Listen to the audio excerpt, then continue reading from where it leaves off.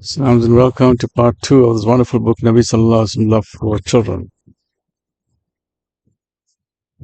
And let's look at the love for Hazrat Qasim and Hazrat Abdullah radiallahu anhu.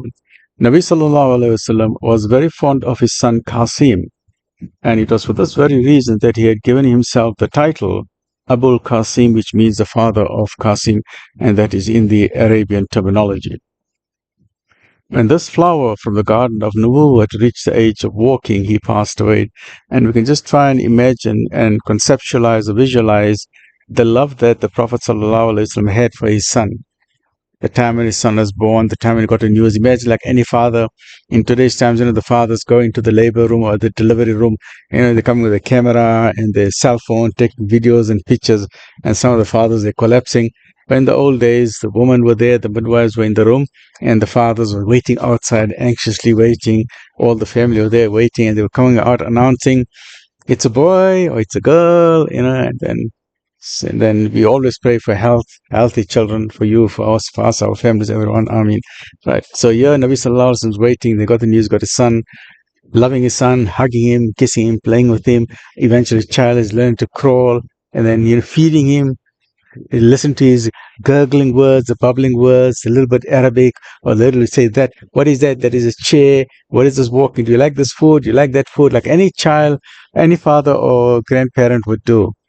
And then sadly, it comes to the child when the time when the child is just about to walk, and at least Qasim, his son Qasim, then passed away. Imagine the grief that the father is going through, and especially in a society like Arabia, where there is a high premium given to sons. Such a high premium was given to boys in Arabia that when a girl was born, it was regarded as shame or shameful, to an extent that not everyone, some of the people would even bury their daughters alive. They did not have the courage to kill their own children. They did not want to do infanticide. Infanticide means killing your own children. But they said, let me just rather bury her in the sand. Imagine a child suffocating with the dust going into their nostrils and being buried in that way. Very, very traumatic. Imagine what the mother is going through as she's watching her husband, the father of her daughter, taking the child in the desert, watching as he's digging the grave in the garden, digging the grave, and the child is crying or gurgling, and then he puts the child in the ground, and then he throws dust over her, throws dust. That memory never ever goes away. That memory never ever goes away, right? So it was very, very difficult times. And the Prophet in his mercy came and he changed that entire concept. It was a revolutionary idea where he says, my daughters are as beloved to me as my sons. I love my daughters. And that is why he raised the status of woman 1400 years ago while the rest of the world was in darkness. And even in today's society, even we in the 21st century, in 2024, we are coming to 2025. Even in today's society, there are many cultures throughout the world where man is regarded as superior to a woman. Whether it's in India, Pakistan, Asia, whichever culture you're looking at, they will say, no, we've got a boy. Oh, a boy, let's celebrate. A girl, oh, okay, we got a girl, yes, but a boy, hey, we got a boy. So that type of injustice still prevails, right? And the greatest man who lived on the face of the earth showed us, love your daughters as much as you love your children. So as grandparents, if you have a son, love him. You have a daughter, love her even more. And I don't have to tell you, daughters are much more sweeter. Subhanallah, absolutely amazing. Their personality, their akhlaq, the way they joke, and their curiosity in so many colorful things, and their laughter, absolutely amazing. On another level, right? So, on one occasion, Nabi Sal'lal'laa'hu saw his beloved wife Khadija radiallahu anha. She was grieved, she was very sad. And Nabi Sallallahu was an amazing human being, super intelligent, like we think Einstein is intelligent, or Stephen Hawking is intelligent, or Thomas Edison is intelligent. They come nothing. They don't hold a candle to Nabi Sallallahu Alaihi Wasallam. Nabi Sallallahu is super intelligent. He has been chosen by the Creator Supreme So the Creator Supreme doesn't choose any person. The Creator Supreme chose the most intelligent person, the most wise person. Nabi Sal'lal'laa'hu had an executive brain, a top executive brain. That means he had a fabulous IQ and a fabulous EQ. He had a fabulous intelligent quotient. He was super intelligent. And he had a fabulous EQ, which is an emotional quotient, the emotional ability to get along with people. He has super, super, super wonderful, amazing ways in which he could get along with people. And that is a very rare leadership quality. You will find some people who are leaders, who are very intelligent, they become very cold. Some of them very arrogant. Some of them very brutal. They don't have good manners. They're dictatorial. They're tyrants. Whether in their own home, of some people, we spoke about narcissistic personality disorders. Those narcissists, who are tyrants in your home, who can make your house a total disaster. Whereas, so many people who achieve the top level become narcissists or arrogant. But Nabi Sal'lal'laa'hu, even though he was super high, the leader of the leaders, super leader, he was super intelligent, but he was the most kind. Imagine, he was the most, and that's a very rare quality. He had IQ, super intelligence, and EQ, the ability to get along with people. So when his beloved wife Khadija radiallahu anha, the mother of the believers, she walks in and she was a bit sad today, and immediately picked it up. There's something wrong, right? And he asked her, what's going on? Why you're so down today? And Khadija radiallahu anha said, I'm just thinking about my children, as any mother would do. She lost a son, Qasim, and she said, how nice would it have been if our son Qasim had only completed the duration of breastfeeding. She said he did not even finish his breastfeeding. Just at the age of 1 year or so, he passed away. At least if he would have lived for 2 years, or 2.5 years, the age of weaning, it would have been so nice that me as a mother, that I would have fed my own child. Now imagine what a mother goes through. And as what I said, in Mehman, we have a saying that your children and your grandchildren, kheer jimalai. I don't know if I'm saying it right, so you can correct me if you're Urdu speaking or Mehman speaking.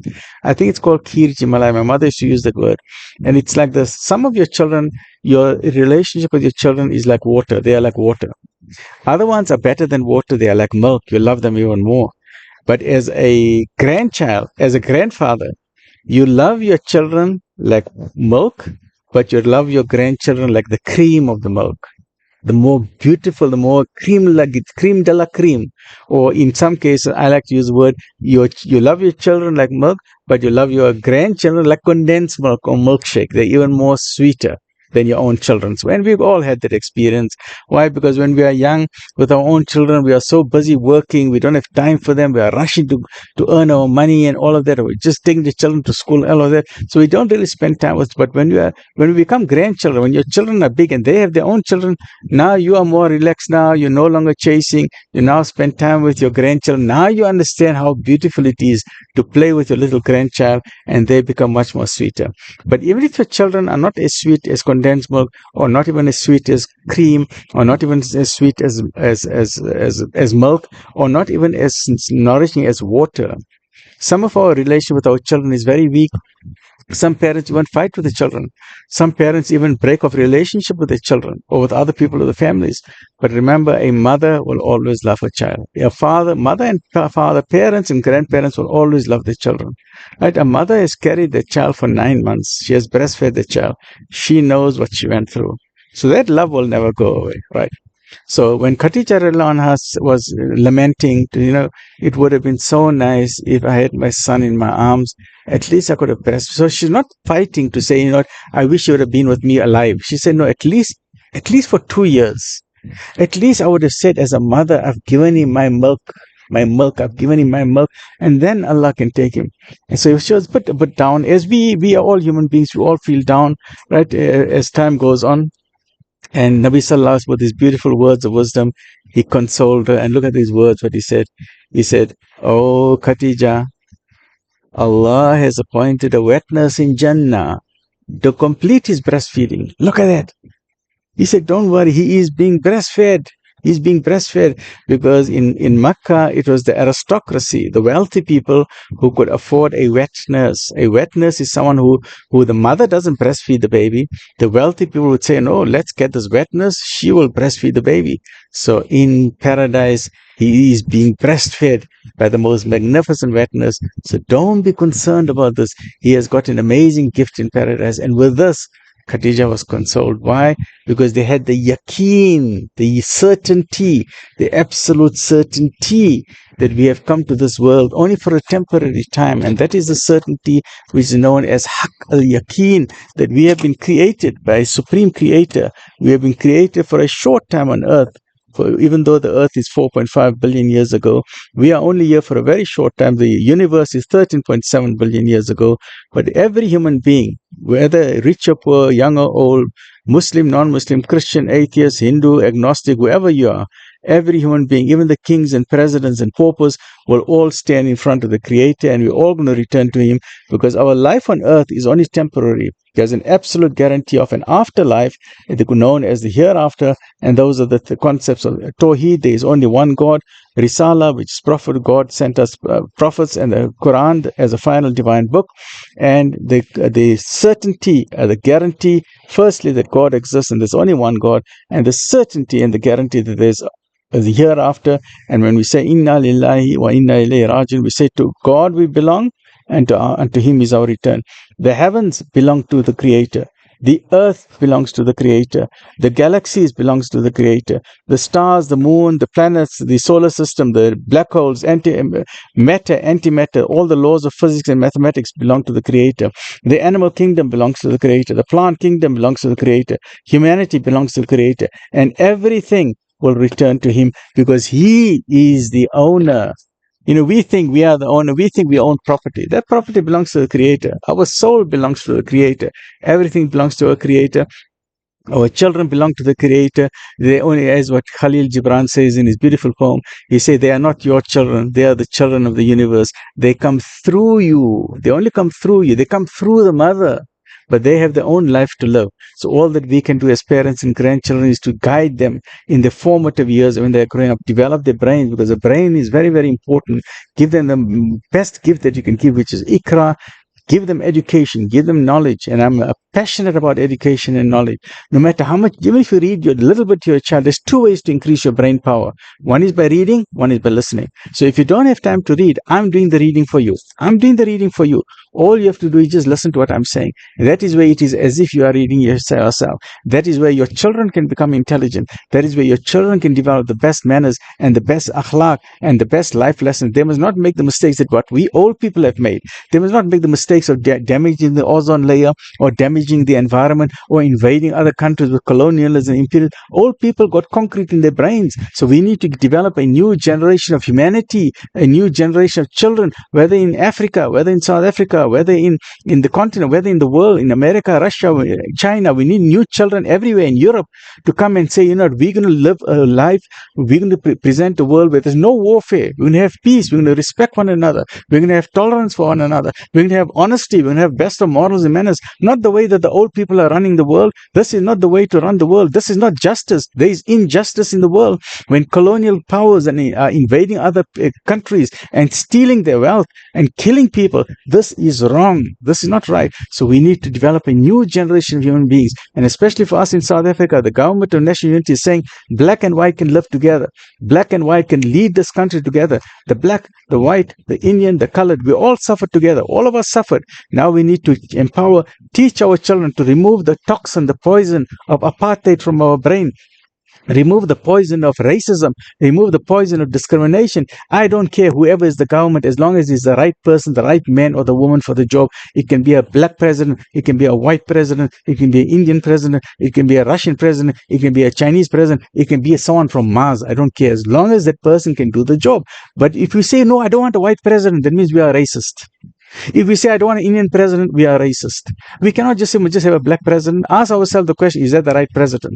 So we need to train our children to remove the poison of racism from our eyes. And we need to develop a new generation of children to say, why is there war in the Middle East? Can't two people sit together around the table and talk? Why is there war in Europe? Can't two people sit around the table and walk? We as a society have failed. And I'm saying I'm number one.